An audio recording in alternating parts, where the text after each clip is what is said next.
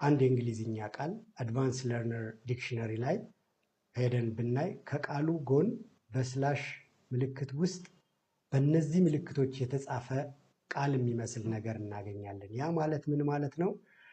ይሄ ቃል ሲነበብ በእነዚህ ድምፆች ነው የሚነበበው። ስለዚህ አነባበቡ ከጎን ተጽፎልናል።